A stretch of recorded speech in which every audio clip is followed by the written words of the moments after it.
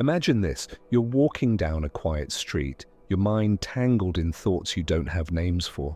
A friend passes by, raises an eyebrow and asks, "Hey, you good?" Without missing a beat, your mouth answers before your mind has time to think. "I'm fine," but you're not. Not really. And the strange part? You don't even know why you're not. You keep walking. The sun is still shining. The street still stretches out in front of you. But something deep beneath the surface is cracked. Not broken, just fractured enough to let the questions in. Why is it so easy to lie about how we feel? Why do we perform okayness even when our soul is slowly collapsing inward? And most disturbingly, why does saying "I'm fine" feel like relief when it's a quiet form of emotional self-erasure? We've all done it. Some of us do it so often we don't even register it as dishonesty anymore. It's become a reflex, a ritual, a spell we cast to keep the world from looking too closely. But here's the chilling paradox. The phrase "I'm fine" doesn't just protect us from others, it protects others from having to see us. It's not just a lie we tell the world. It's a story we repeat to ourselves until the truth becomes unrecognizable. So we keep going. We show up to work. We respond to messages. We smile at strangers. But behind every moment of social ease, there is a quiet negotiation happening. How much of myself am I allowed to show? The answer, more often than not, is not much. Because vulnerability is risky. Because feelings are messy. Because we've been taught that wholeness, real emotional presence, makes us weak, needy, dramatic, unstable. And so we armor up with words like "fine." But this armor doesn't protect us. It isolates us. It deforms us. And eventually it becomes us. This is the real danger. The more often we say "I'm fine" when we're not, the more disconnected we become from our inner world. Until one day we stop knowing how we really feel at all. Not just around others, but even alone. And yet society rewards this. It claps for the strong, silent ones. It praises the emotionally restrained. It idolizes the calm, collected, high-functioning individual who never complains. But beneath that illusion of control, something is dying, something human, something tender, something essential to our aliveness. You start to wonder what happens to the emotions we never express. Where does all that unspoken pain go? Does it evaporate quietly into the ether, or does it find a new home? In the body, in addictions, in cynicism, in sudden explosions of rage or collapse? Carl Jung warned us that what you resist not only persists but will grow in size. And yet the world teaches us to resist our sadness, suppress our confusion, silence our fear. We don't heal, we function, and we call that survival. But what if it's not survival? What if it's a very elegant, socially acceptable form of emotional decay? So now you're back on that street again. Someone asks you how you are, and you pause for half a second longer than usual. You consider telling the truth, but your hand reaches for the mask before you even realize it. You smile. "I'm fine." The moment passes, and so does the opportunity for something real, something connecting, something that could have broken the spell. Because the spell of "I'm fine" isn't just about hiding. It's about not being seen, not even by yourself. And here's the haunting question. If you wear the mask long enough, will there be anything underneath when you finally take it off? Now pause here and really let that settle, because we're about to go deeper, not into sadness, but into truth, into the psychological architecture of this mask, into the cultural and existential machinery that built it, into the hidden costs we pay to keep pretending we're okay. The next part will show you why this mask exists, why so many of us wear it, and why removing it feels like psychological warfare. But first, ask yourself one more thing. When was the last time you said, "I'm fine," and meant it? Why is it so hard to be honest about pain? Why does saying "I'm not okay" feel like a betrayal, even when it's the truth? The answer lies not in weakness, but in conditioning. We live in a culture that worships competence, speed, and certainty. There is no room for unraveling, so we adapt, we smile, we cope.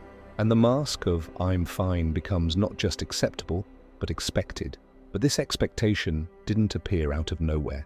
It's the result of centuries of psychological, social, and philosophical evolution, shaped by thinkers, traumas, and belief systems that have, ironically, taught us that being human means not looking too human.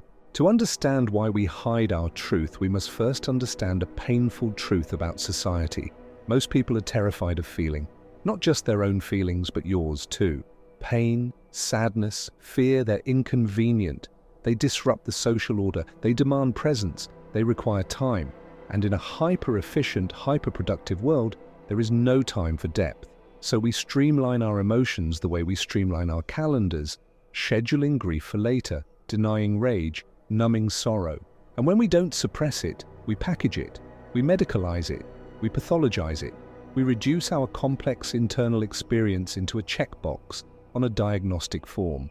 I'm fine becomes not just a phrase, but a survival mechanism, a way to stay functional in a world that confuses vulnerability with weakness. And here's the paradox. The mask we wear to protect ourselves is the very thing that disconnects us from ourselves.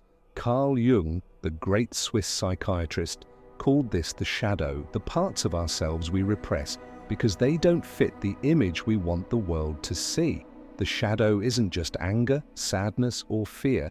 It's also neediness, shame, doubt, the desire to scream when everyone else is smiling. When you say I'm fine while your chest is caving in with unspoken emotion, your shadow grows. And the more you deny it, the more power it gains. Until it no longer whispers from the unconscious, it begins to act in your self-sabotage, in your chronic anxiety, in the numbness you can't explain. According to Jung, this repressed content doesn't disappear. It hides in the unconscious, shaping your life in ways you don't understand. Until you make the unconscious conscious, Jung warned, it will direct your life and you will call it fate. So here's the question. How much of your current emotional reality was chosen by you? And how much is the product of unspoken pain you've simply learned to tolerate? Friedrich Nietzsche once said, one must still have chaos in oneself to give birth to a dancing star. But the modern world teaches us to sterilize that chaos, to sedate it with scrolling, shopping, shallow conversations, or positive thinking. The result? People who appear successful but feel empty. People who achieve goals but can't enjoy them. People who say, I'm fine, while secretly praying someone will see through the act. Nietzsche believed that meaning is born through confrontation, with suffering, with truth, with mortality. Avoid pain and you avoid transformation. The mask of I'm fine is, in many ways, a rejection of this confrontation. It is the quiet refusal to look ourselves in the mirror and ask, what have I been running from? Let's break it down from a psychological angle. When someone asks, how are you? And you say, I'm fine, you're engaging in what researchers call impression management. It's an unconscious strategy to maintain social cohesion and avoid vulnerability. But here's where it becomes dangerous. Over time, the performance becomes the personality, and soon we forget we're performing at all. Studies in affect labeling and emotional suppression show that when people consistently deny or minimize their feelings, their emotional regulation systems become dysregulated. Your brain starts to register emotion as a threat. Your nervous system becomes hypervigilant, even when life is objectively good. This is how people end up burned out while doing what they love. How people collapse, even when everything looks perfect on paper. They're not just tired, they're emotionally misaligned. They've been lying to themselves for so long that truth feels foreign. And let's not forget the cultural pressure. In Western societies especially, self-reliance is seen as strength, dependency is weakness, and emotional honesty is often labeled as oversharing or being too much. So we smile in the group photo, we keep our breakdowns private, we weaponize humor to cover grief, we curate our pain into palatable captions. Social media amplifies this, a place where vulnerability is encouraged, but only if it's inspiring, only if it's wrapped in a redemption arc, only if it makes other people feel comfortable. So we self-censor, we anesthetize our truth, and we wonder why no one really knows us. Arthur Schopenhauer, known for his bleak but brilliant philosophy, didn't sugarcoat the human condition.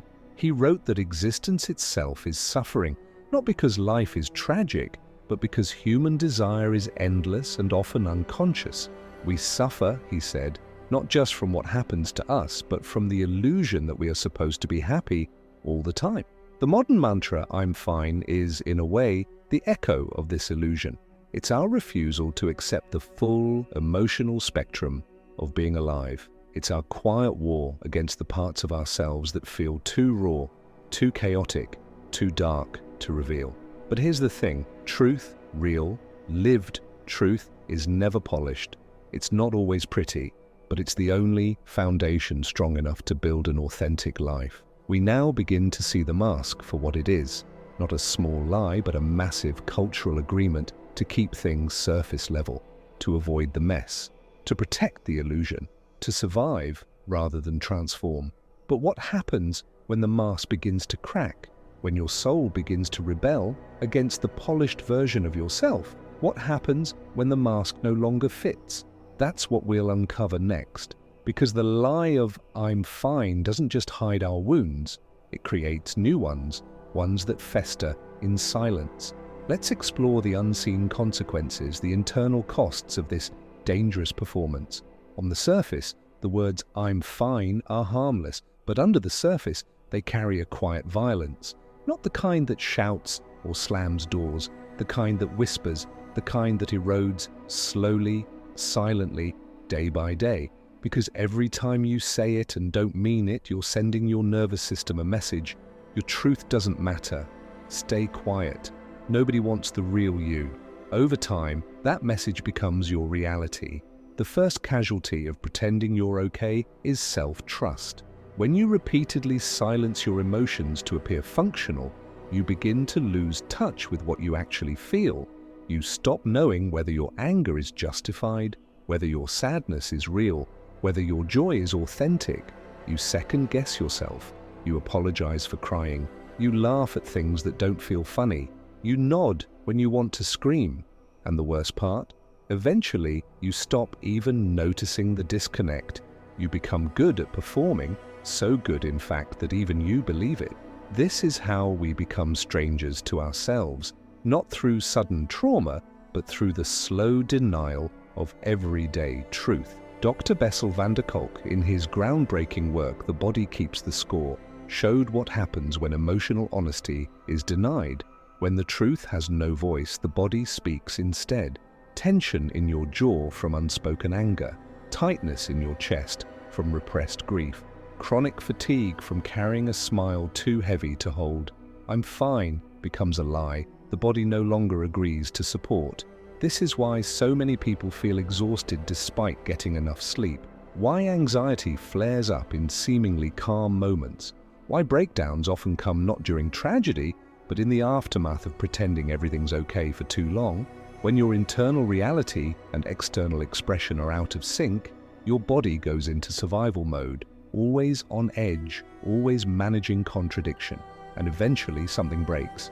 Ironically, "I'm fine" is also a fast track to isolation, because the moment you start lying about how you feel, you also stop allowing others to really know you. Your connections become shallow. Conversations become safe. You talk about the weather, your job, your weekend plans, but never about the ache beneath it all. And here's the paradox. Even surrounded by people, you begin to feel completely alone, because no one's actually connecting to you, they're connecting to your mask. You may laugh, hug, share memes, but if you're constantly hiding your pain, your presence is a performance, not a relationship. And deep down, you know it, so you withdraw. You tell yourself no one would understand. And by the time someone asks how you are, the lie comes out automatically. "I'm fine." Now add social media to the mix, where everyone appears endlessly happy, productive, and purpose-driven, where sadness is inspirational only if it ends with a TED Talk-worthy lesson, where healing must be aesthetic, marketable, and #authentic, but not too authentic. You post a picture smiling, hoping someone sees through it. But when the likes roll in, they're for the version of you that doesn't exist. You feel known, but only as a ghost. And when everyone else appears fine, your private suffering begins to feel like a defect. This is how cultural gaslighting works. It doesn't just suppress your truth, It makes you question whether your truth is even real. You begin to think, maybe I'm just overreacting. Maybe I'm too sensitive. Maybe I should just be grateful. This internal monologue isn't your voice. It's the voice of a system that rewards silence and punishes truth. Psychologists talk about something called emotional congruence, the alignment between what you feel and what you express.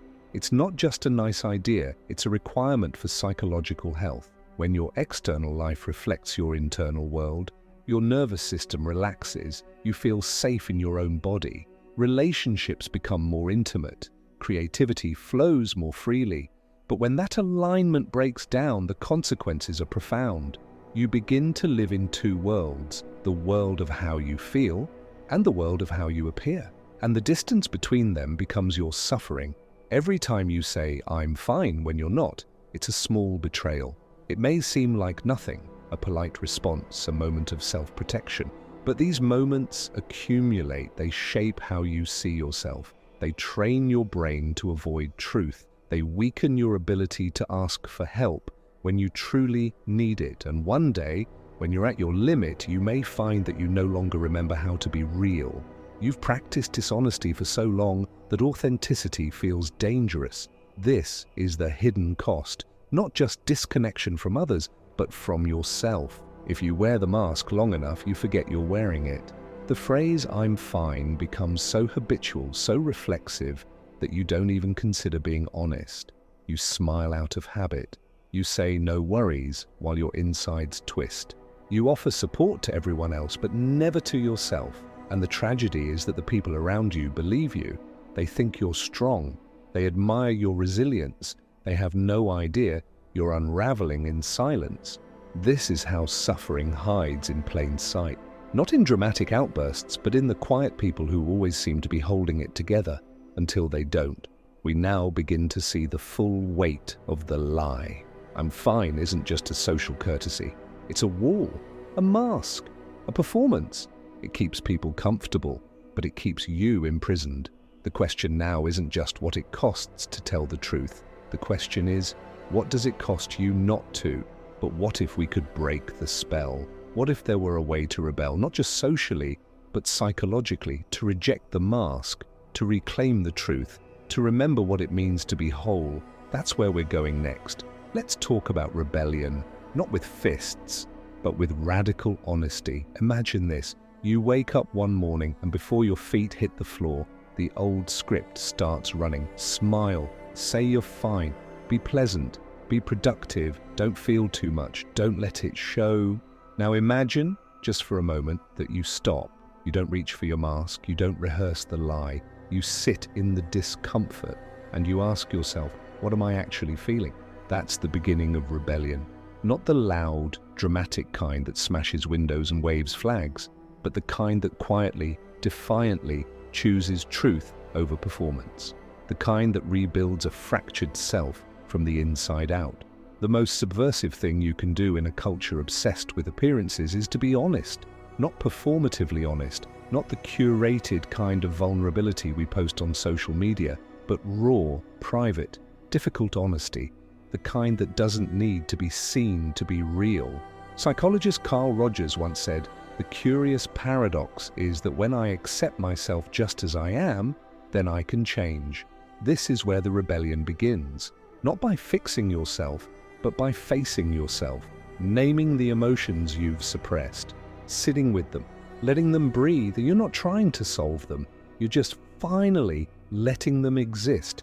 And this is not weakness, this is the strongest thing you've ever done. One of the first casualties of radical honesty is niceness, and that's okay. Niceness often means suppressing your truth to keep the peace, to avoid conflict, to stay liked. But truth is rarely neat. It's awkward, messy, confrontational. When you stop saying, "I'm fine," you might start saying things like, "I'm overwhelmed, and I don't have the space for this right now. I feel hurt, and I don't want to pretend I don't. I'm struggling. I don't know what I need, but I need something." And you'll notice who gets uncomfortable, because not everyone benefits from your honesty. Some people liked you better when you were quiet, agreeable, and easy to manage. But you're not here to be easy anymore. You're here to be real. When you're ready to stop lying, you don't need grand confessions. You need better questions. Try replacing "I'm fine" with any of these. "Honestly, I'm still figuring it out. Thanks for asking. I'm actually carrying a lot right now. I'm not sure how to explain it, but I'm not okay. Can I be real with you for a second?" These small shifts create cracks in the mask. They let the light in. They give permission for you and for others to be something rare in this world, human. Words matter. When you stop using numbing language like "I'm fine" or "I'm just tired," you begin to recover the lost vocabulary of your inner life. You remember how to name things: disappointment, grief, shame, confusion, loneliness, hope. Naming is an act of power. It transforms the shapeless into something you can work with. It makes the invisible visible. And once it's visible, it's no longer in control. You are. Rebellion doesn't have to be solitary, but it does have to be selective. Not everyone deserves access to your truth. Some will exploit it, some will minimize it, some will weaponize it. But the right witness, the one who hears your truth without fixing or judging, they are alchemists. They help turn your pain into wisdom. Choose carefully, and if you haven't found that person yet, be that person for yourself. Write, speak aloud in solitude, create, scream into a pillow, whatever it takes to remind yourself you don't need an audience to be honest. You just need to stop performing. One of the most radical acts of psychological liberation is to create a life where you don't need to lie. This doesn't mean every relationship will be safe. It doesn't mean the world will suddenly become gentle, but it means you stop being your own jailer. You create rituals of truth. Morning journaling that asks, what am I actually feeling today? A daily check-in with your body. What's tight? What's heavy? Relationships that reward honesty over convenience. And slowly your life begins to align. Your inner world and your outer expression start matching. Congruence, integrity, peace. Not perfection, but truth. Here's the hardest part of the rebellion. You will lose things. Some friendships, some approval, some illusions. You will be told you're too much, too sensitive, too honest. You'll wonder if the mask was easier, but masks are heavy. They cost you your life. And the truth? It's expensive too, but it's the only thing worth buying. Vulnerability isn't weakness, it's the opposite. It takes far more strength to say, "I'm not okay," than to keep smiling while you die inside. Brené Brown calls vulnerability the birthplace of connection and the path to the feeling of worthiness. But it's more than that. It's the act of finally meeting yourself, of coming home. And when you live like this, truthfully, painfully, beautifully, you don't just survive, you awaken. You've now stepped into the fire. You've begun to shed the mask. But what comes next is the most dangerous and beautiful thing of all. Not just rebellion, but transformation. In the final section, we'll go beyond psychology, beyond coping. We'll arrive at the deepest truth of all. What happens when the mask is gone and all that's left is you? You've made it this far. You've questioned the script. You've seen through the mask. You've dared to ask yourself what lies beneath the words, "I'm fine, it is." But now comes the hardest part. Not rebellion, not awareness, but transformation. Because once the mask is gone, there's nowhere left to hide. No stories to tell, no roles to perform. Just you, unfiltered, unvarnished, unmasked. Who is that person? And perhaps more disturbingly, have you ever truly met them before? Somewhere along the line, you abandoned parts of yourself. Maybe it was your joy, your anger, your weirdness, your tears, your truth. You silenced your voice to be accepted. You dimmed your light to be safe. You wore the "I'm fine" mask to survive a world that punishes authenticity. And it worked for a while. But now, that mask is suffocating because it was never built for the real you. It was built for the version of you the world could tolerate. The final and most terrifying truth is this: the mask you wore to be loved is the same one that kept you from love. Unknown. Real connection begins where performance ends. But the moment you drop the mask, something profound happens. You feel naked, not physically, existentially, exposed in a way that language can't protect. There is a grief that comes with healing. Not just the grief of what was done to you, but the grief of who you had to become just to make it through. you begin to mourn. The years you spent pretending. The people you lost because they never knew the real you.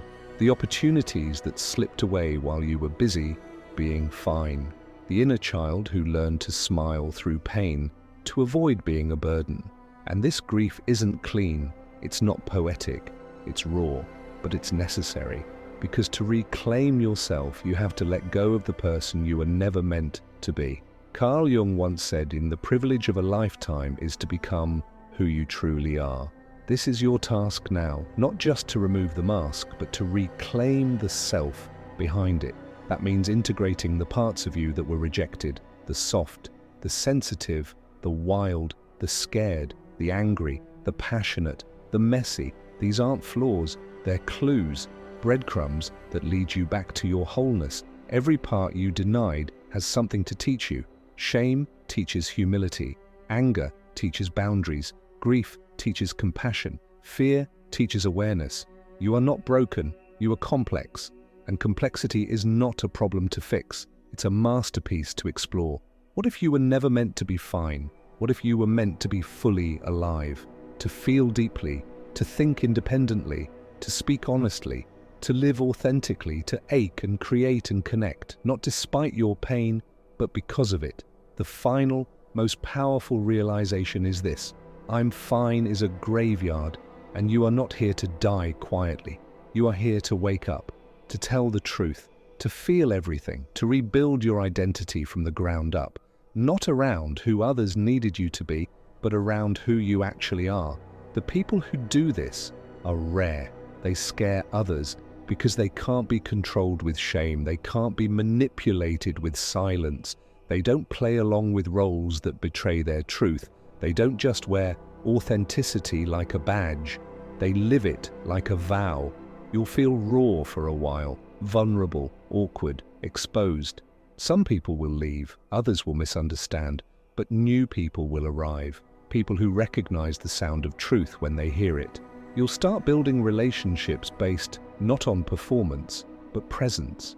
Not on roles, but resonance. Not on approval, but alignment. And best of all, you'll finally recognize yourself in the mirror.